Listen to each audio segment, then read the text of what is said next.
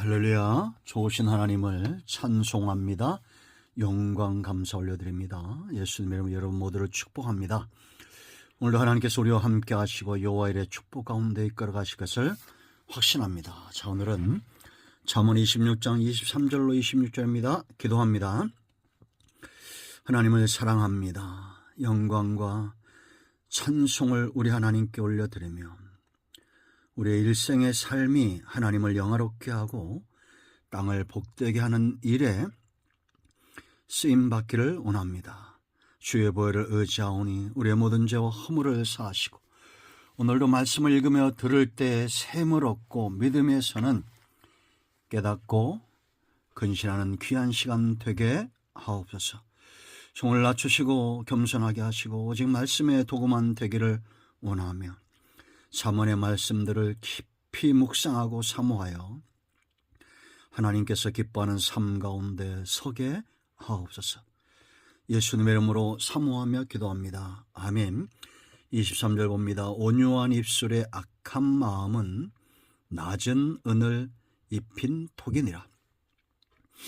원수는 입술로는 꾸미고 속으로는 속임을 품나니 그 말이 좋을지라도 믿지 말 것은 그 마음에 7가지 가증한 것이 있음이니라.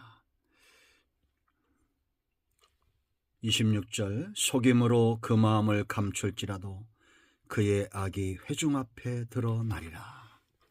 할렐루야. 하나님을 찬양합니다.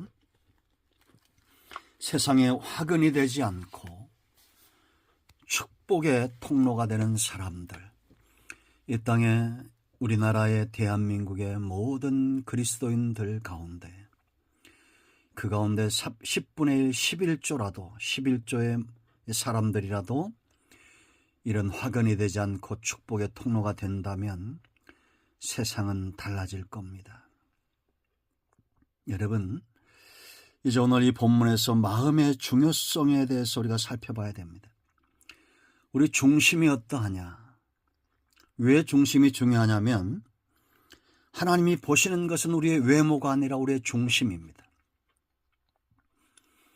하나님께서 그 중심을 보시고 하나님 마음에 합한 사람들이 이 시대에 아브라함 같고 다윗 같은 축복의 통로가 되는 것입니다. 그런가 하면 이 중심은 사람의 말과 행동이 그 중심에서 나오죠. 우리의 말과 행동이 이웃을 살리고 세우는 영향력 있는 말이 돼야 되고 행동이 돼야 됩니다. 중심이 그래서 중요합니다.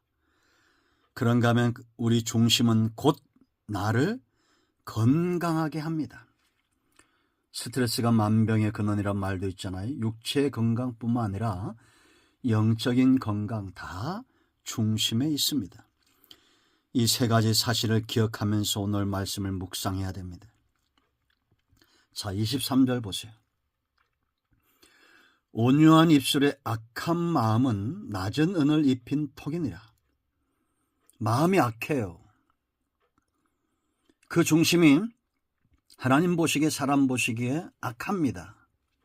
그런데 말은 온유하게 한다는 겁니다.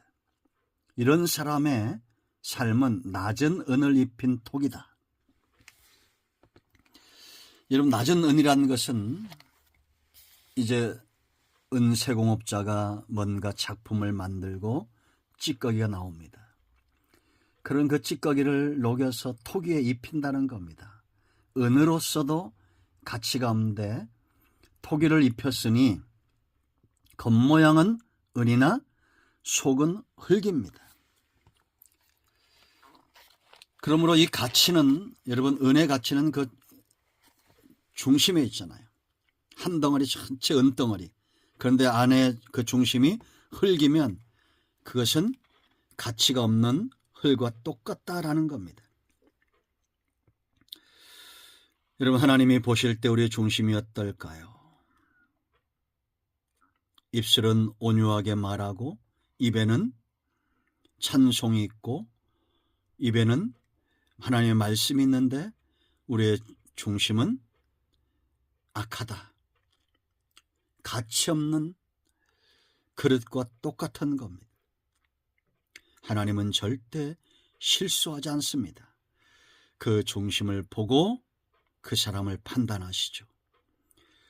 그리고 그 중심은 이웃을 행복하게 해야 되는데 입술만 온유한 말을 한다고 해서 과연 그것이 영향력이 있을까? 아니다라는 겁니다. 중심으로 사랑할 때에 생명 있는 것들은 반응하게 되어 있습니다. 이런 실험들도 많이 하잖아요. 저는 우리 딸처럼 동물을 많이 사랑하지 않습니다. 아는 것 같아요. 이 들고양이들도 이 교회 마당에 수년간 살면서 제가 가면 도망을 갑니다. 그 왜 그런지 모르겠어요. 남의 집에 얹혀 살면서 별로 안 좋아합니다. 그럴 때마다 내가 생각하죠. 내 중심을 저는 저 녀석들이 아나?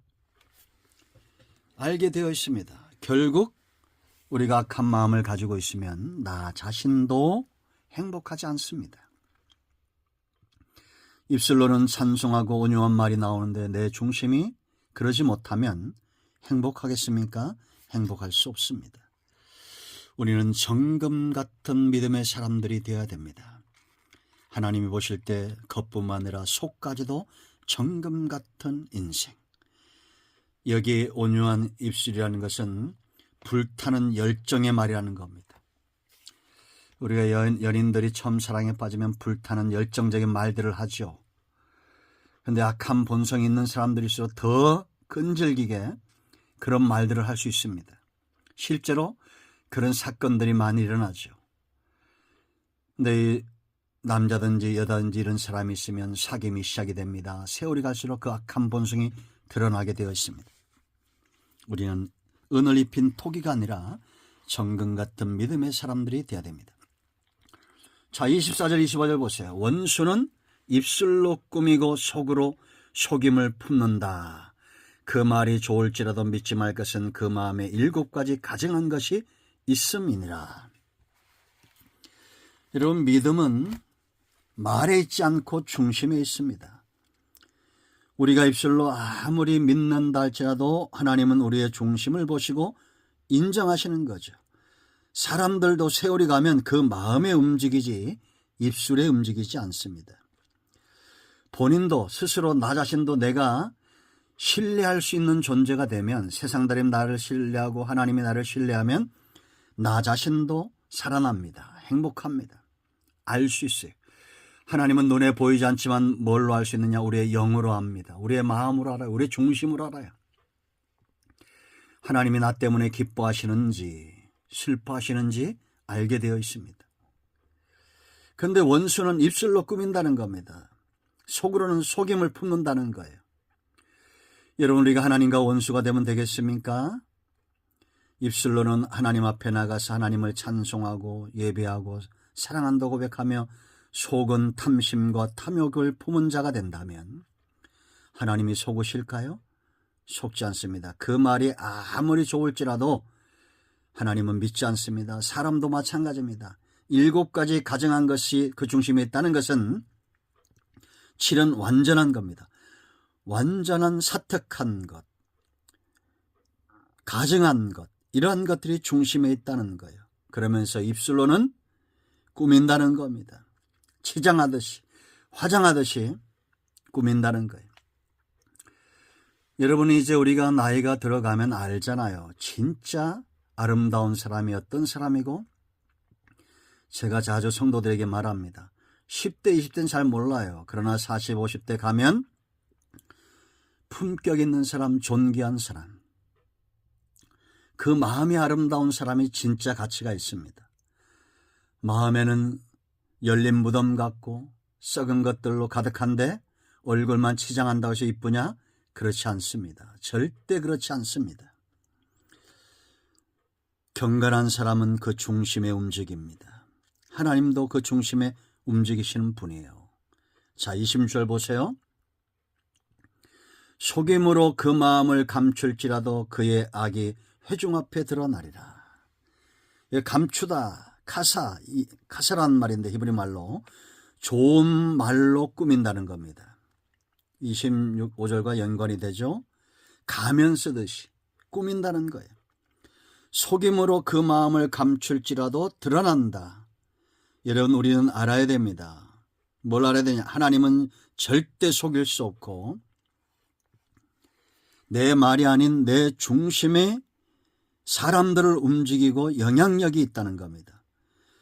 이 성공하는 사람들도 진실한 사람들이 성공한다는 거예요.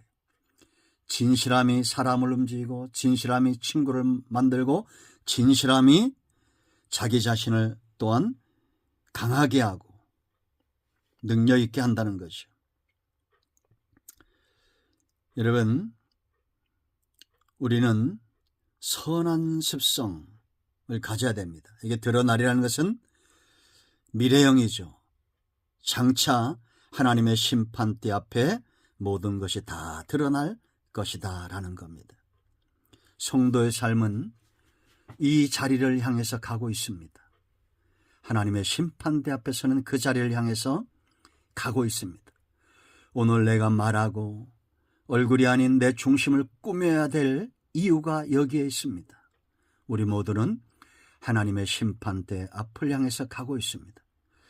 위로는 하나님을 영화롭게 하고 땅을 복되게 하는 축복의 통로가 되기를 축원드립니다. 아멘. 기도합니다.